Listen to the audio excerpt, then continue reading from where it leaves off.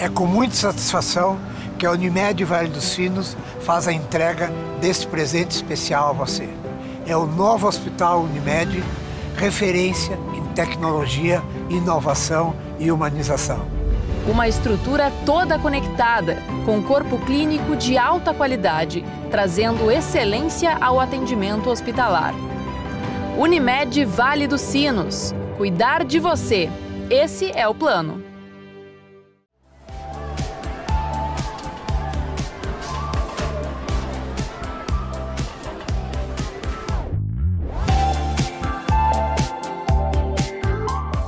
Olá, boa noite. Estamos começando mais um programa Pergunte ao Doutor, onde eu, Rodrigo Baioc, trago convidados para vocês com temas de saúde. Hoje no programa, o meu convidado é muito especial.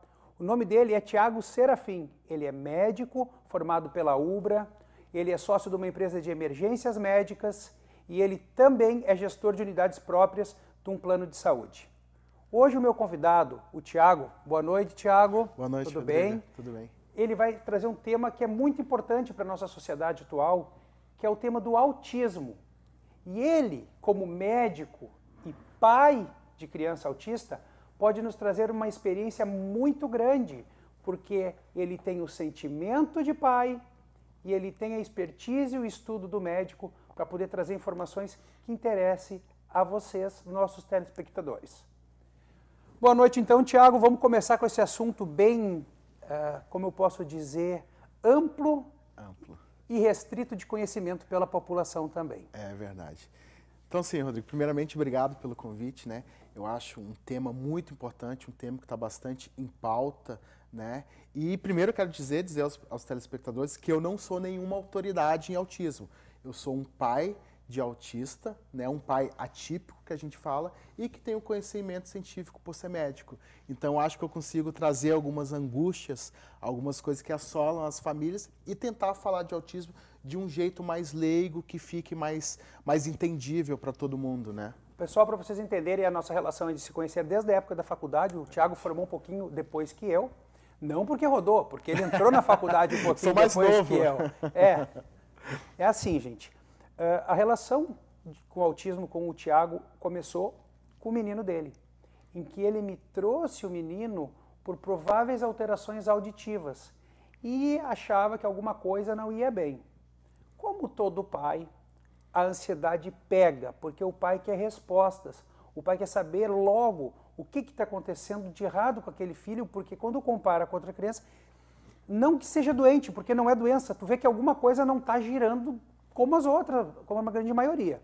Então a gente começou uma investigação auditiva, o Thiago ficou muito ansioso com isso tudo.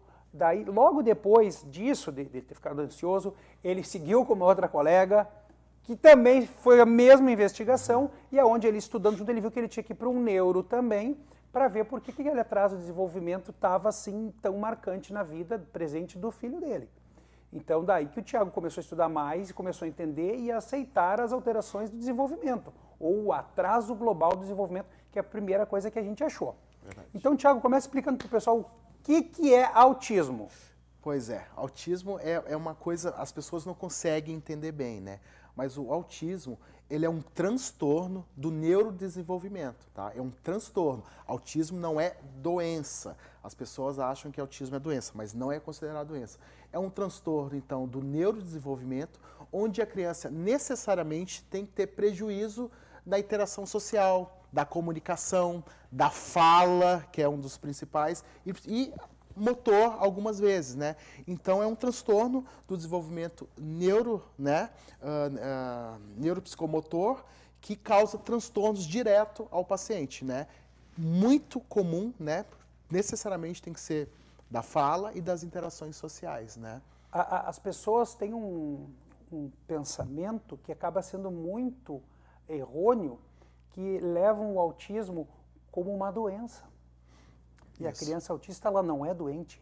Ela tem uma alteração, ela tem um transtorno global do desenvolvimento e que dentro do espectro autista, tu vai nos contar agora, existem várias etapas ou várias fases ou vários tipos de manifestações, né? Isso. Hoje o autismo, né? Antigamente o autismo ele era dividido em grau, né? Grau leve, moderado e grave.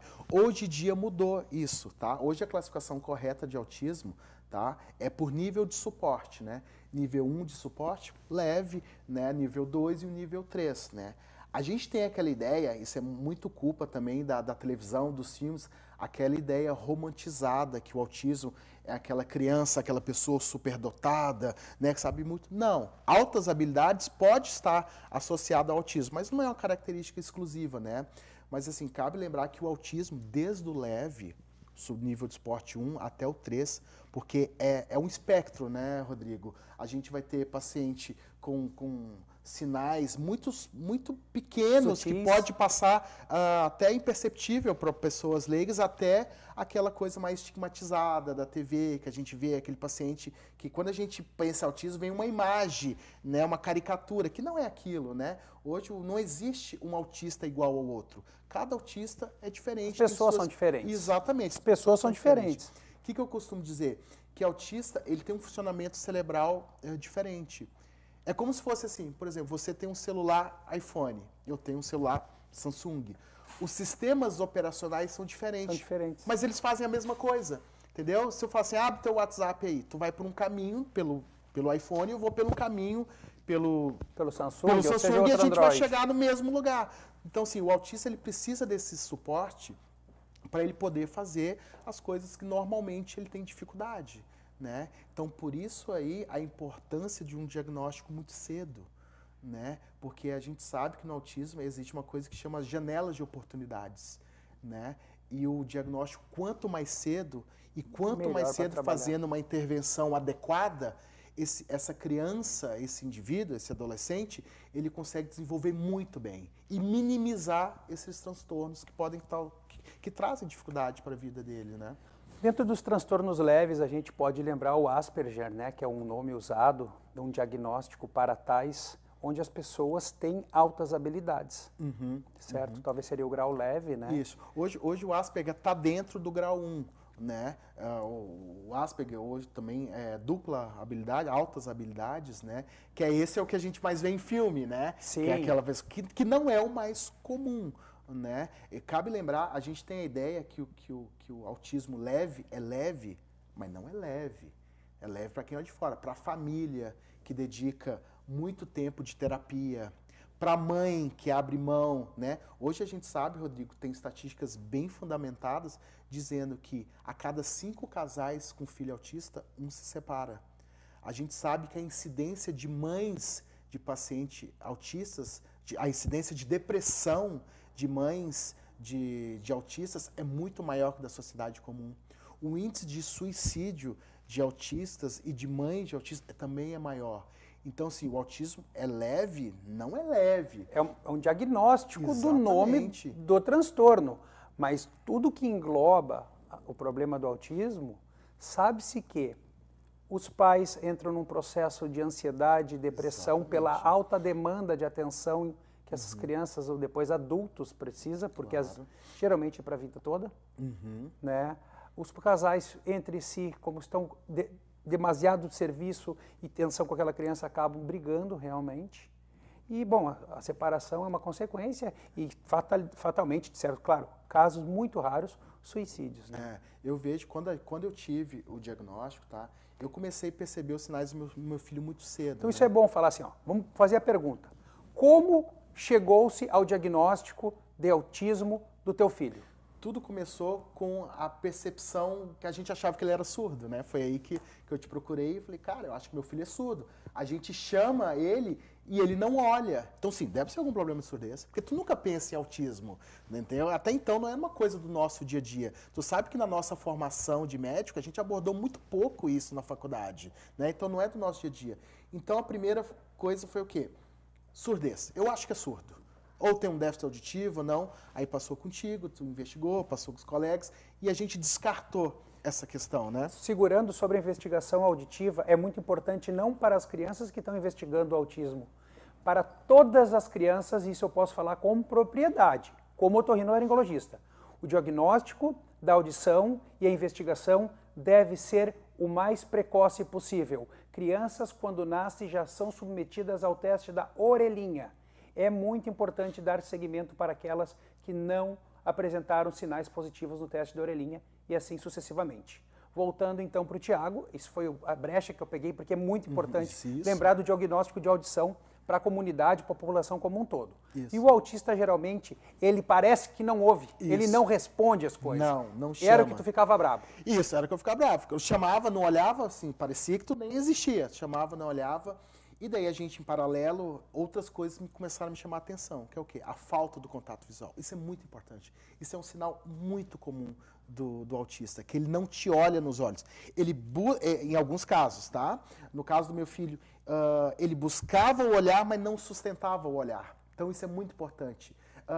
E isso depois, eu fazendo uma análise retroativa, assim, lembrando, na própria ali, quando ele amamentou, ia amamentar, isso é um sinal muito importante. A mãe não olha nos olhos da mãe na hora do amamentar. Então isso é um sinal de alerta. O diagnóstico é outra coisa, são sinais de alerta, tá? O diagnóstico é um conjunto de sinais que fecham o diagnóstico.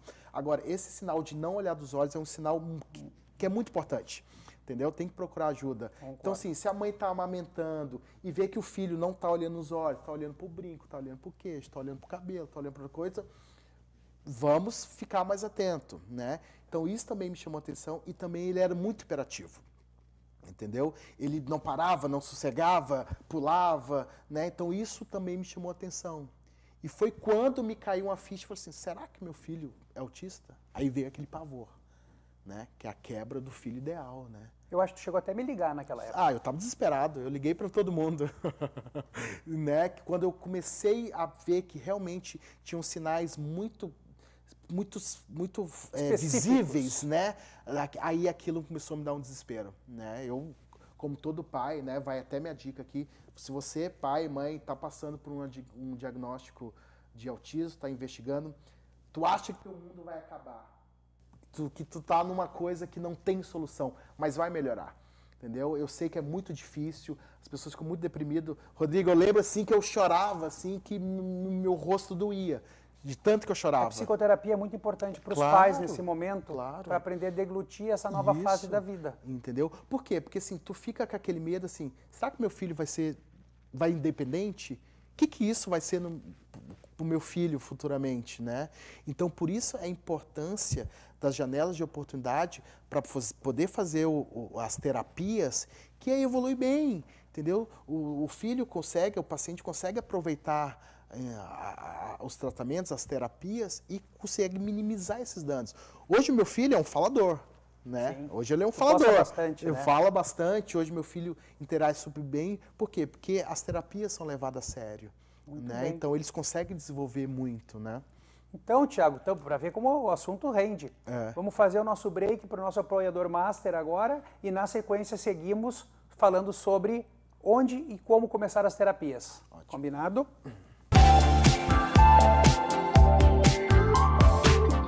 É com muita satisfação que a Unimed Vale dos Sinos faz a entrega deste presente especial a você. É o novo Hospital Unimed, referência em tecnologia, inovação e humanização. Uma estrutura toda conectada, com corpo clínico de alta qualidade, trazendo excelência ao atendimento hospitalar. Unimed Vale dos Sinos. Cuidar de você. Esse é o plano.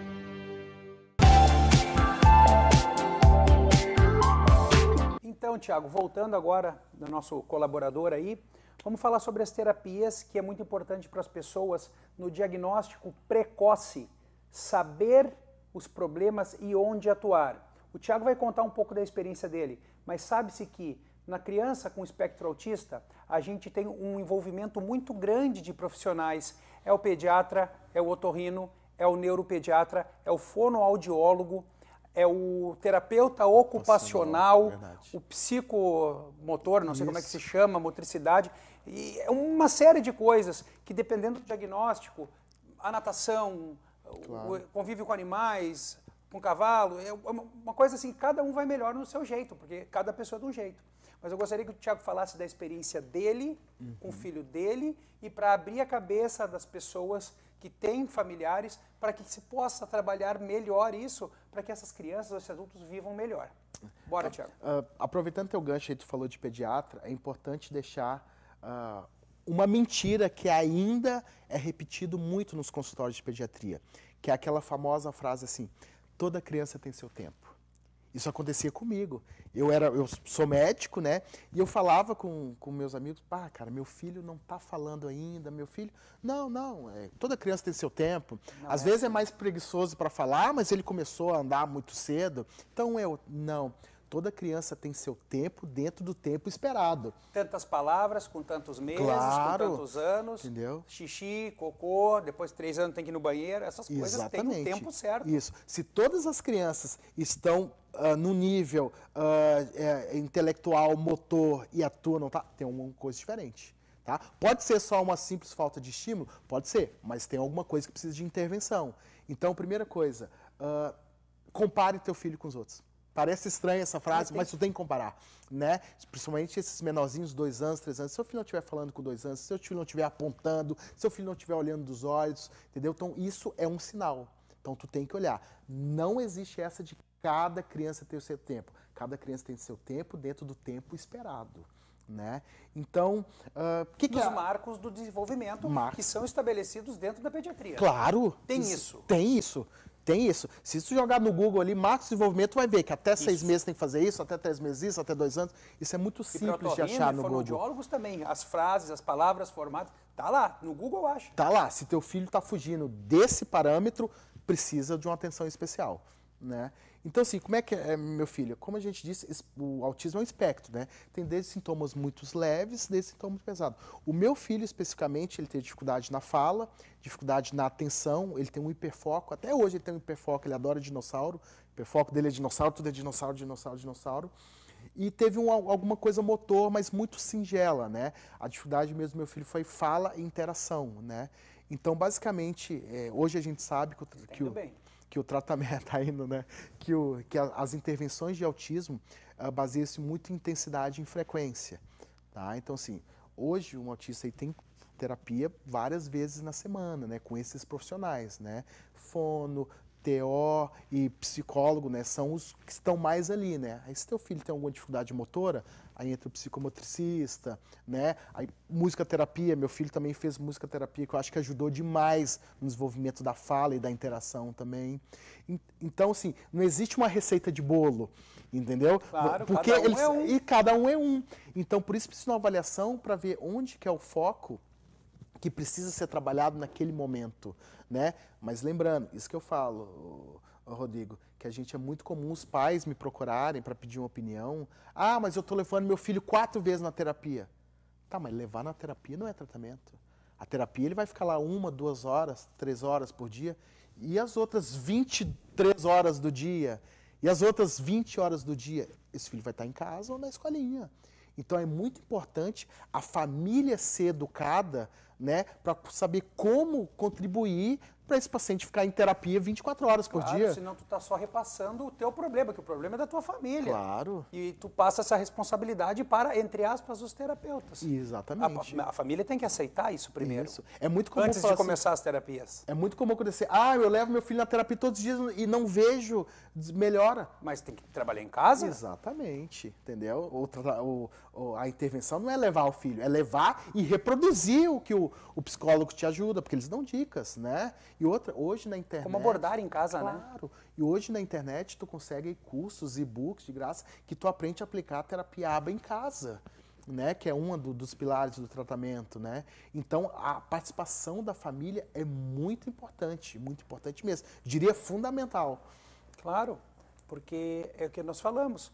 Hoje em dia tem-se um pensamento, que eu acabo estudando autistas também, porque a gente... Bate lá direto, bate lá direto. E uma coisa que eu deixo claro, e não é eu querer passar a experiência para se promover aqui, é uma coisa muito humilde, que as pessoas têm que entender que seu filho tem um transtorno e não querer levar, entre aspas, esse transtorno ou passar essa responsabilidade para terapias. A criança vai no terapeuta ocupacional, vai no psicomotricista, vai no cavalo, vai na natação, vai não sei aonde mais, mas onde está aquela relação de pai e mãe? Claro. Onde está aquele almoço onde todos sentam, ele entender que ali é uma família, que ele tem que comer, tem que se comportar na mesa, que depois de noite tem que sentar de novo para comer, tem o lanchinho, tem o banho, tem que arrumar a roupa. Isso é muito interessante também, porque as famílias notam-se uma tendência como proteção pessoal de levar o problema para os outros. Eu estou fazendo de tudo. Mas o de tudo é fazer, não levar para outros fazerem. Que criança vai ser essa? Vai ser daqui a uns anos, talvez, um formado em terapia. Sim. Porque ele só viu terapia na vida. Exatamente. Ele não sabe que é um espírito de família, amigos, se encontrar, porque terapia. E não tem cura, né? Vamos falar, as pessoas acham, mas meu filho vai curar isso um dia? Deixa para te falar. Exatamente. A cura não existe, porque até então não é doença, mas assim, os prejuízos podem ser minimizados a tal ponto que fica imperceptível. O que acontece? O que eu falo, Rodrigo? O que acontece? Autismo é um tratamento caro, tá? Infelizmente. É pouco acessível, a gente tem pouca disponibilidade de profissionais, especialistas.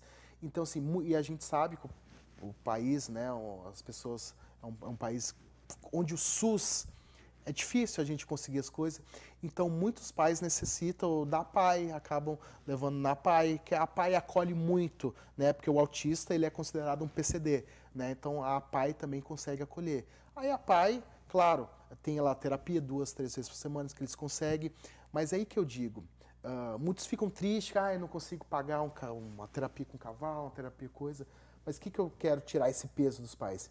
Que os pais têm a obrigação de dar o melhor para os seus filhos dentro das suas possibilidades, entendeu? Às vezes você não consegue pagar uma ecoterapia, não consegue fazer coisa, mas você senta no teu filho para brincar. Isso é mais importante. Você não deixa teu filho ficar 10 horas no tablet. Telas é uma coisa que traz muito prejuízo para o autista. Para todos, entendeu? Não são para os autistas. Para todos. Para todos. Exatamente. Então, assim, agora, se tu é um pai que só leva ali na PAI 2, 3 vezes por semana e não faz nada em casa, não senta para brincar com teu filho, pô, aí tá faltando muito de ti, daí tu não tá dando teu melhor. Entendeu? Então, assim, pai e mãe, sentem e brinquem com teu filho. E essa é a mensagem que eu quero deixar aqui. Pai, brinca com teu filho, que isso vai ajudar bastante. Amor. Dê presença. Claro. Dê seu tempo. Isso. Eu vejo, assim, filhos de amigos meus, assim, que os filhos não conversam, só ficam no tablet. Eu fico olhando assim, daí eu levo meu filho junto, assim, aí meu filho olhando, meu filho não tem tablet. Tá? Daí eu tenho uma combinação com ele, que às vezes no domingo eu libero um celular para ele, mas isso é uma combinação, eu construí com ele isso, entendeu? Meu filho hoje tem 4 anos. Claro, porque assim, também o meu filho não é um ET, todas as crianças têm, ele não vai ter. Meu filho fica triste, chateado, fala assim, filho, se tu comportar a semana inteira, no domingo eu vou deixar tu ficar ali 3 horas no tablet. Mas é difícil, entendeu? Por quê? Porque a vida não é como nos livros, né? A gente sabe, né, Rodrigo? A gente sabe que se às vezes a gente não ligar a TV pro nosso filho, a gente não faz nada, né? A babá não faz nada, a mãe não faz nada. Então, é muito difícil. Então, a gente tem que dar o melhor dentro das nossas possibilidades, né? E aí eu acho que não é só falando do espectro autista, né? Eu acho que a gente está falando isso como uma lição que serve para todas as famílias, para que papais e mamães dê atenção aos seus filhos. O tempo passado e a saúde não tem dinheiro que compre. Exatamente. Então, dar atenção para os seus filhos, cuidar dos seus filhos, e não só como do espectro autista. Seus filhos são seus amores, são seus frutos, e aí que tu vai deixar teus legados. Uhum. Então, tratar todas as crianças de forma igualitária dentro das suas possibilidades. E no autismo, Rodrigo, tem uma peculiaridade que existe uma coisa que chama-se poda neural, né? Que no autista isso é mais bagunçado, entendeu? E a poda neural, geralmente, para todo mundo, todas as crianças, acontece por volta ali, dos 3 anos. O que é a poda neural? É como se fosse uma planta, o nosso próprio cérebro... Vai buscando. Isso, o nosso próprio cérebro vai tirando os neurônios, as redes que não estão funcionando, que estão sendo pouco usados, então ele vai podando. Isso vai até aos 7 anos de idade. Isso, existem grandes picos, né? Um dos grandes picos é aos 3 anos, né? Então, para o autista, isso não acontece de maneira satisfatória. Então, assim, o filho tem que ser muito estimulado até os 3 anos, para ele passar bem por essa poda neural. Existe aquele caso também do paciente que é o autismo regressivo, daí já é uma situação um pouco mais complexa, que é aquele paciente que vinha bem e na poda neural regride. Por quê? Porque foi podado neurônio, estou falando habilidades que antes já desenvolvido foi podado. Então, assim, a janela de oportunidade até os 3, 4 anos é muito importante para o prognóstico, assim, para a evolução, né? Então, assim, se tu tem criança de até 3, 4 anos, senta, brinca, intensifica, canta, entendeu? Conta historinha. O imaginário para o autista é muito importante. Tu brincar de faz de conta é uma brincadeira fantástica, porque ativa muitas áreas do cérebro, o faz de conta, né? Então, contar historinha, se fantasiar, brincar, isso é a melhor terapia que um pai pode fazer com o filho. Então, fica esse nosso convite para os pais repensarem seu tempo para seus filhos. Tiago, o nosso tempo já está terminando. Aqui o negócio é rápido. Então eu vou pedir que tu dê tuas considerações para os nossos telespectadores ou espectadores depois de streaming, para, se quiserem te seguir, pode estar às ordens. Então, assim, pessoal, o que eu venho dizer, tá, e tirar um peso dos pais, que se você está passando por isso, eu sei que está muito triste, eu sei que você já chorou muito, eu sei que tu está sem esperança, mas assim, foca no teu filho, dê o teu melhor, que ele vai conseguir evoluir e você assim você vai ressignificar a tua vida. Que coisa simples, que para todo mundo é simples, para a gente vai ser grande vitória. Eu lembro quando meu filho falou, atrasado, mas falou, quando ele conseguiu comer um chocolate, quando ele te abraça, quando ele te olha nos olhos. Então isso vai te ressignificar muito. Eu tenho certeza que você, ajudando teu filho, estando junto com eles, vocês vão se tornar pessoas melhores também e vão enxergar um mundo diferente, de um jeito que só nós, pais de autismo, sabemos que é cada mínima vitória. Desejo sorte, que tudo fique bem, não perca as esperanças e dê o melhor para o teu filho dentro das suas possibilidades. Muito obrigado, Tiago. Se você achou importante esse tema, compartilhe com seus familiares e amigos, que estamos aqui para levar informações para vocês. Boa noite, obrigado. Tchau, tchau. Até o próximo.